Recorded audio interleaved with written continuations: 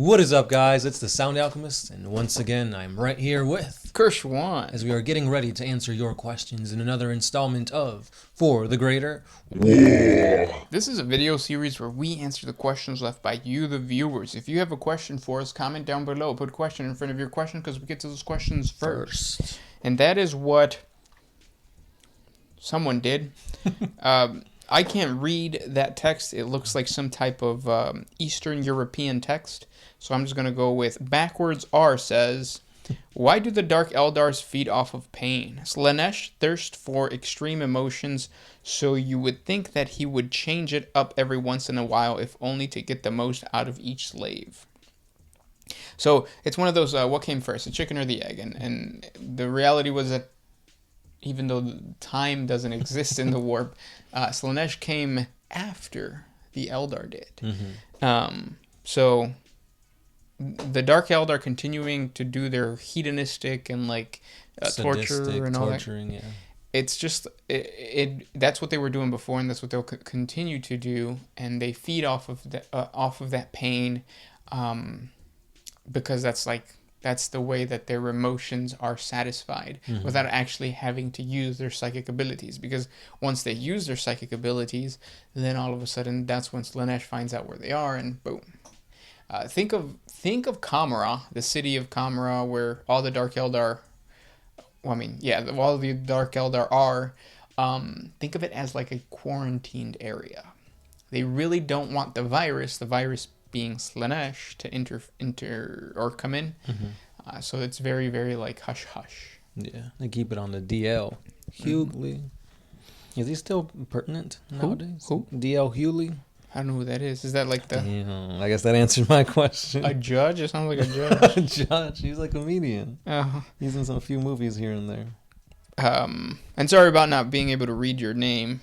It seems like we're getting a lot of Eastern European or like other fan bases, which is really awesome to see, because obviously like it shows you how widespread 40K is. Mm-hmm. Here in the US, it's not that popular, to be honest. Like it's like obviously if you go to the hobby shop with 40K stuff, some people are gonna know. But even like the main people that own the hobby shop, they kind of just vaguely know that, oh yeah, that's a game. But when you go to Europe, like yeah, it seems like it's more part of the culture, yeah. and yeah. Hopefully it becomes like comic books here in the US, where like everybody and their mother thinks that they were comic book nerds at one point. Oh, you must have played 40K back in your day. Yeah. And the tear is shed. Mm-hmm. This next one is from Defool06. What does Vulcan's hugs feel like? A bear. I don't know, because like bears are soft. But they're also like, they have claws that could rip you apart. Right, but they wouldn't hug you with their claws. Well, I mean, a bear probably would. But like, I don't know, because they're probably really warm and hard. Because like, obviously he's got his armor on. And I feel like, would Primarchs generate a lot of body heat? I don't know. He probably would, because he comes from Vulcan. But just because he comes from like a planet of like volcanoes and stuff like that doesn't mean you're hot. Like if you were to hug somebody who lives in Alaska, would they be cold? Probably. If you're in Alaska. But like if you bring them here. Well, how long has it been? 24 hours, I guess. Yeah, I would still say that Alaskan people are cold. If you're from Alaska, let us know. Like, take your temperature. Is that how homeostasis works? Oh, yeah. Yeah. But I feel like, well, no, because it's different. Because like Primarchs don't take in food, meaning their body generates ATP and all that stuff differently. Right. So you're saying that Vulcan's hug might be cold? It might be. So it would be more like a polar bear instead of a grizzly bear. Yeah. Because polar bears are actually colder than grizzly bears. Their internal temperature. Because they live in the Arctic. Science, that's just how science works. But with global warming, you're seeing more and more polar bears going deeper into mainland. Well, that's why they're so skinny. Because they can't hunt their food because of global warming. No, I thought it was because the temperature's going down, so their internal body's going down too. That's why they look like they're wearing like a bear costume. No, it might be. I hope so, because if it is global warming and the ice cap's melting, then that hurts. That hurts. What's important is for you to get outside and get enough vitamin D so that your body can regulate itself to the right temperature. So you don't look like you're wearing a human suit. Right. And if you do, good for you. Mm-hmm. Next question comes from Twitty700. Twitty. Did Warhammer 40K exist in Warhammer 40K? As far as we know, yes. There's been a couple of minis showcasing that, both GW and fan made, of Space Marines playing or painting Space Marines, Yeah. of Gene Stealer cults playing 40K. So, yeah. Mm-hmm. Kind of like how, what is it like? Oh no, I think that's text to speech device. Never mind. What do you say? No, like the whole like knowing that you're in a game, or like the whole like breaking the fourth wall kind of thing. Who is there? Wall breaker. Oh, for spoilers? Mm-hmm. Okay. But by now, I'm pretty sure most people know. Okay. Next question comes from Robert Zvlosky. Bless you. Is there a chapter confirmed to come from the Traitor Legions in canon? Blood Ravens. They weren't canon before, but then they became canon. Yeah. And I think that makes them one of the only ones to have done it, right? They've been canonized. Yeah. I know there was another chapter that an actual 40K player created, and it actually was canonized as well. Oh, yeah, the Sons of Dorn, right? I believe so, yeah. Or were they a traitor? They're canonized either way. Ave Maria. This one's by DeFool06. So all of the oceans in Holy Terra have dried out. Did they end up finding Atlantis? Not that I know of. Yeah. During the time of like warlords and like the world basically going to crap, a lot of bad things happened. And I feel like even if Atlantis was found out, it wouldn't be such a big thing because like the warlords would just use it as like their base or something like that. Which would be really cool. Mm-hmm. Like having an old school, like Trojan style base, military base, and you're a techno-barbarian warlord. Yeah. Yeah. Techno-barbarians. It sounds like a D&D class. Yeah, it should be. I want to be a techno-barbarian. You rage while, yeah. You only crit when the base drops. It's like that one really old, it's not even a vine, what is it, like a meme or a gif of the barbarian techno dude? Dave the Barbarian? No, that's a cartoon, wasn't it? It could be. Next question. Caboose NZ69. Caboose. Which race would benefit the most from getting a Star Trek ship like the Enterprise E? Yeah, can't forget that E. Yeah. All of them, really. Give them a ship. It's another means of transportation. Or wait, does Enterprise have to do with like warp speed travel or anything like that? Because if it's just a regular ship that can't really move at light speeds, then it's like giving the army like a sailboat. Can't do much with it. Right. No, but yeah, it does faster than light travel. But does it have a Geller field? No, but it doesn't have to because it's faster than light travel outside of the warp. So they use like some type of like Necron technology style stuff. Then yeah, that'd be really beneficial. I think any of them would benefit from it. Well, maybe not so much the Eldar because it's not like the Eldar are scared of going into the webway. That's true. But I think the Tau would probably benefit the most. Daniel Harrison II. How do you beat the Plague Marines, and what armies can beat them without getting infected? So, I mean, any army can beat the Plague Marines, but the infection, I think, is the worst thing about it, because when you're that close proximity to a Plague Marine, like, you're probably already in, like, a demon world, or, like, whatever location you're in has already been infected. You're not in a good place if you see demon or Plague Marines, because usually the spread of Nurgle is done with like Nurglings first, then you get a few lesser demons, then you start seeing like the Plague Marines, the greater demons, that kind of thing. Yeah. Yeah, when it comes to the lore, I really think that the Orks are the best, and the Tyranids. So whenever you have like Horde armies attacking Plague armies, because even though the infection does spread, the ones in the back are strong enough to like destroy the ones in the front, which is kind of what you see with like Nurgle Orks. Mm-hmm. When an orc gets infected by Nurgle, it's usually the other orcs from the tribe that try to kill him. Mm-hmm. And the spore itself, the biology of the spore doesn't allow that to spread, for the most part. And Right. then same thing with the Tyranids. Like with the Tyranids, will detect that genetic mutation, or Right, they'll consume the biomass that's been infected with the plague, the virus, send it back to the Norn Queens, the hive mind. They'll make some new Tyranids that are immune to that. yeah.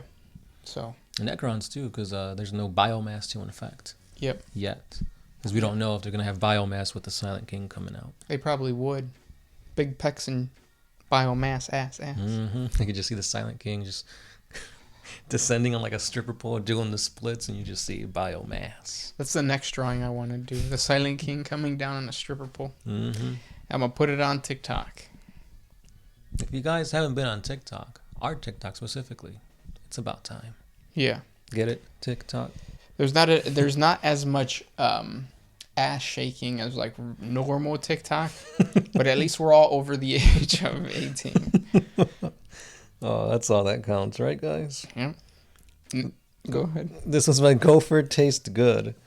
Are there any stories of Imperial Guardsmen that are fighting against the Necrons or the Eldar? Because I only hear of Guardsmen fighting against Chaos, Orks, Tyranids, but not these two. So Eldar and Imperium? The Guardsmen against the Necrons and the Eldar. You are kind of right when we talk about, or when you said the Imperial Guard and the Necrons, because I feel like whenever the Imperial Guard and the Necrons fight, it's usually the Necrons completely wiping them out, and then another regiment coming in and being like, "Hey, what gives?"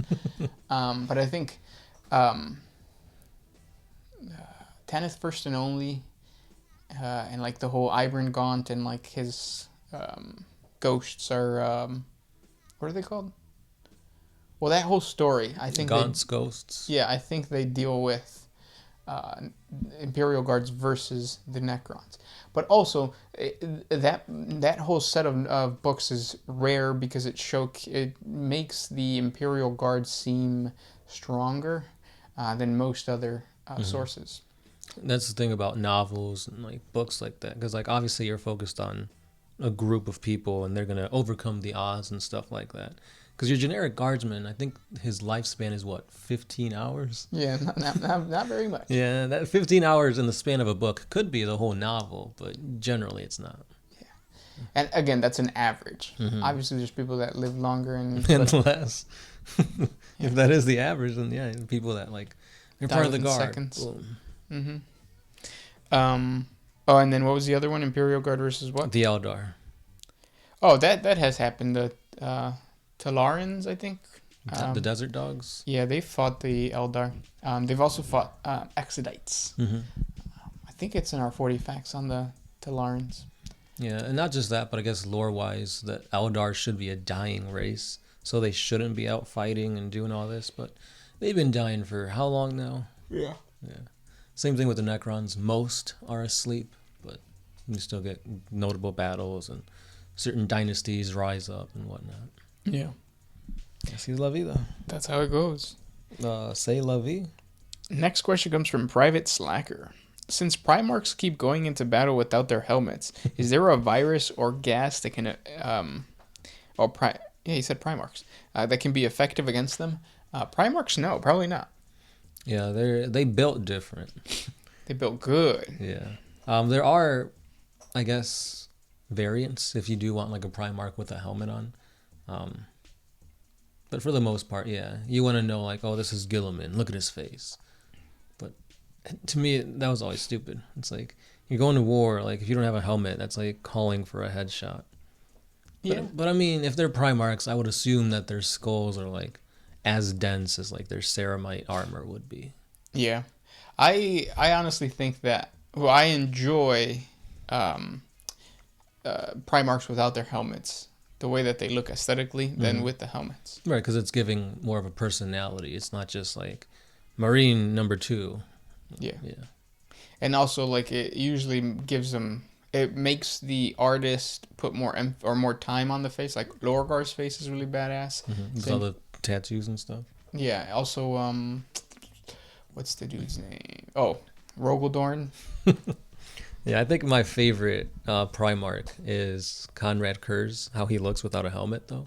Because he's just like, I don't know, he reminds me of like somebody you do not want to mess with. Yeah. Whereas like Gilliman, it's like, hey, it's another Roman dude. Yep. Someone that shops at Hot Topic. Zoomies. Next question. Those probably aren't going to survive the COVID. Oh, really? I heard JCPenney's bankrupt. Yeah.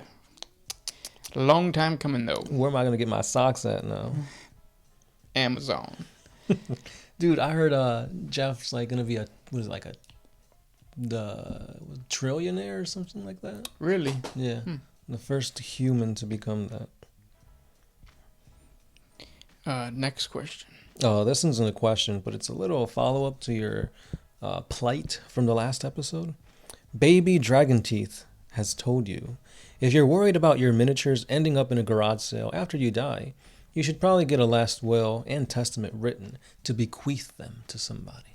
For sure, but then you have to find somebody that likes 40K as much as you do. And also that's, like, I don't know. I'm not just going to give it to a stranger that's down for 40K. Like, am I going to go to the GW store and, like, give up all my... I mean, maybe I would. Depends on my mentality when I'm about to die. But, yeah. I could do that, I guess. I mean, it does kind of hurt just seeing, like, 40K minis in a garage sale. It's like, why are they here?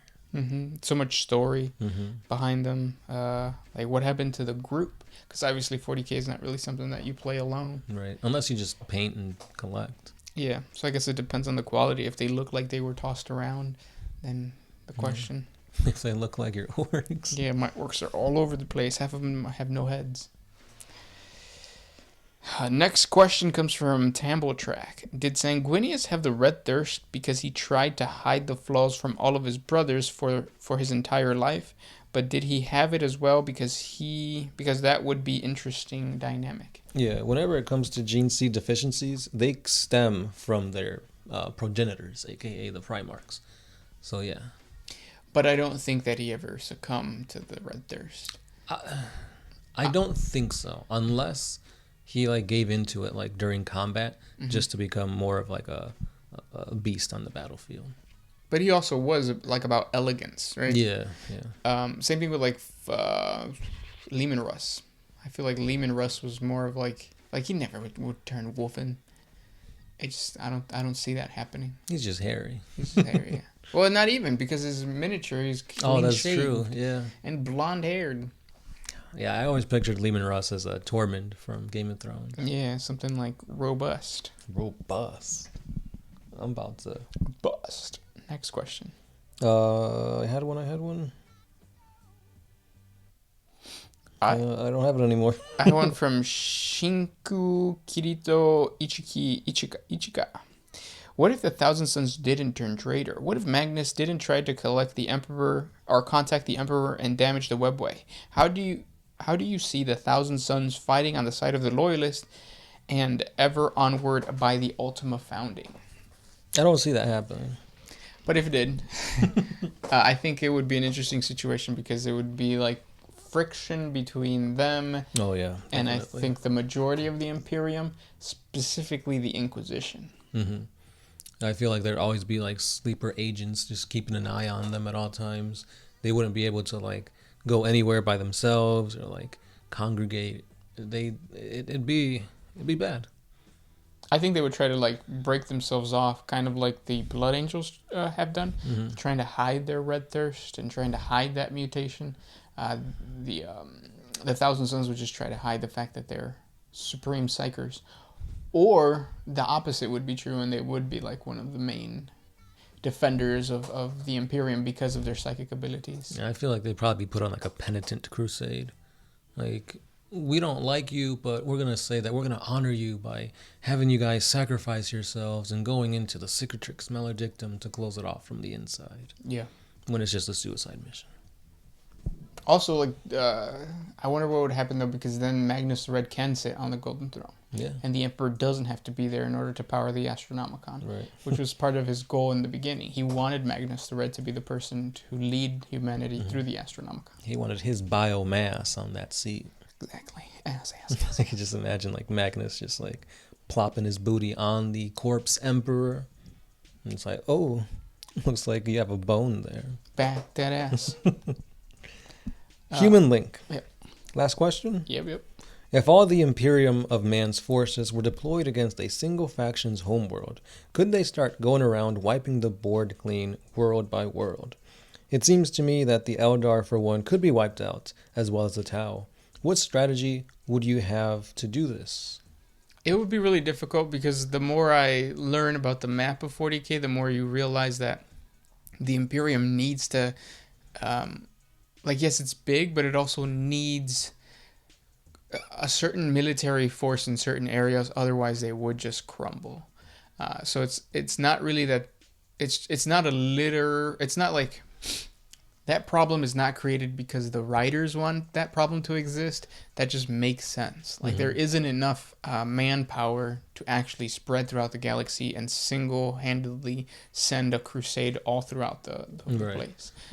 Because you got to think about the manpower needed to like pilot, oil, all these minerals and fuel, all this stuff. Food, if you're doing Imperial Guardsmen. And if you're focusing so much time on one sector, another sector could come under attack. You've got civil wars to think about. There's a lot. Yeah, I've been watching a lot of those military YouTube channels, the ones that go over like specific battles and where each detachment like was allocated and how the battle went. And one of them was about the Roman Empire when they were actually like in France and Germany, and they were and a legion was going around trying to get rid of all those little what are they called? Like the not rebellions, but what are they, like the tribes basically. And it was really difficult because they would kill this tribe, but then this tribe would pop up over here, and then they go deal with this one, but then this one that they left behind, now that one pops back up. It's kind of the same thing for the Imperium. As like the Imperium goes through the Ultima Segmentum, it's like they'll kill the Orks here, but then oh shit, the tower over here, and then it's like they're ping-ponging all over the place. Yeah. It's difficult. Right, and it's like how much of a resource or of men do you leave behind on that planet to be able to secure it, while at the same time still having enough resources and men to continue on the campaign. Yeah. But yeah. Yeah, así es la vida. Those were the questions for today. If you guys have more questions for us, comment down below. Thank you guys so much for listening. Talk to you tomorrow. As always, this is the Sound Alchemist. Gershwan. And we are out.